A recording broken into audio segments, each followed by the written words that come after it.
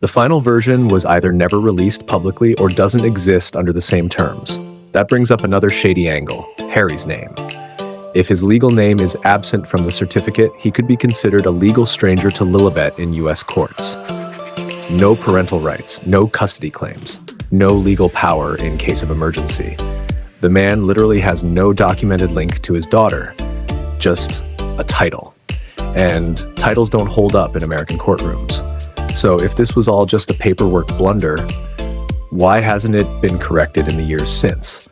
It wouldn't take much, just an official amendment filing, but nothing has been updated. It's like they don't want it corrected. And then there's Archie's case, which raises even more questions. Meghan's sudden removal of her own full name from his UK birth certificate now looks suspicious in hindsight. Could that have been a calculated move to distance herself from parental documentation in case of future legal battles?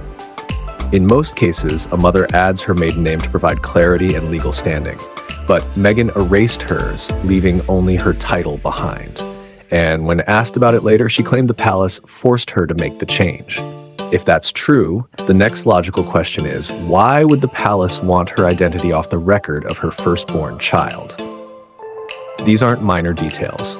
We're talking about official birth documents, the kind of paperwork that determines inheritance rights, succession lines, legal parenthood.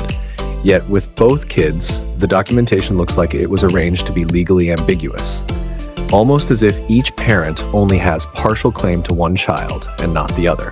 What kind of family arrangement does that suggest unless there's something they're hiding?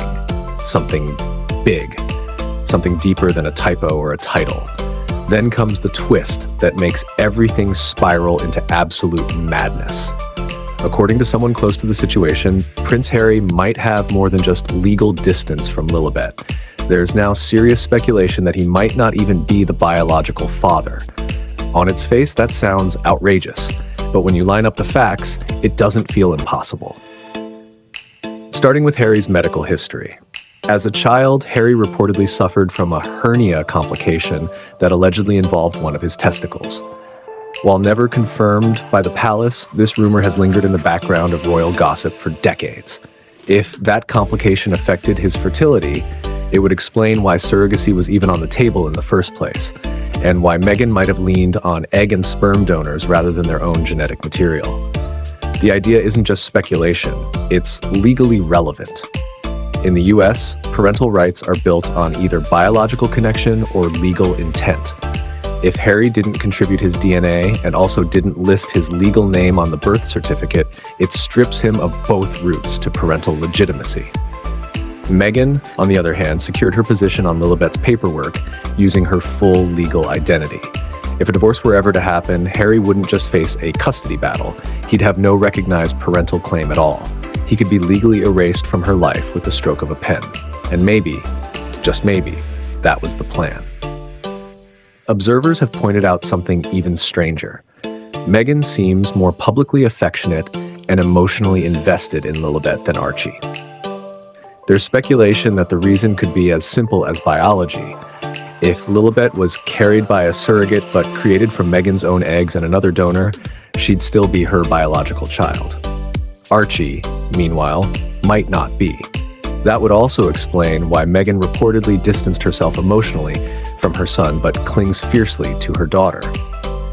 It sounds cold, but there's a visible difference in how she presents them to the world, how she speaks about them, and even how they're featured in her media appearances.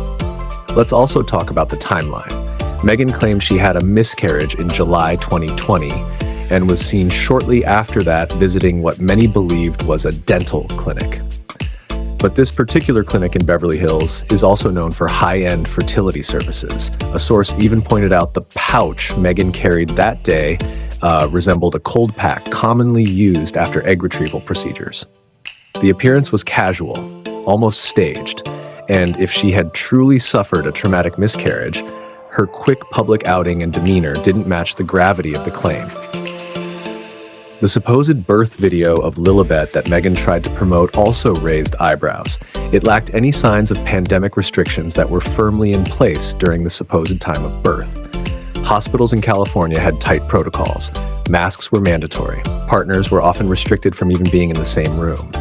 Yet, the video shows none of that. No masks, no medical limitations, just a clean, soft, lit scene that looks more like a staged photo shoot than a hospital memory. Even the hospital in question had stated that during that period, visits were highly controlled. So how was Meghan, a public figure, exempt from those rules? Every thread leads to another.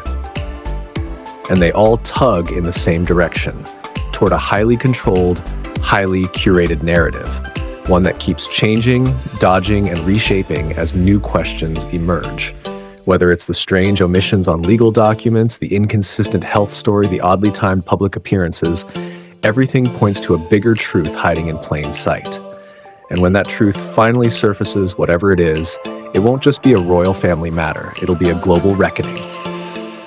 Because when your children sit in the line of succession, your secrets become everyone's business.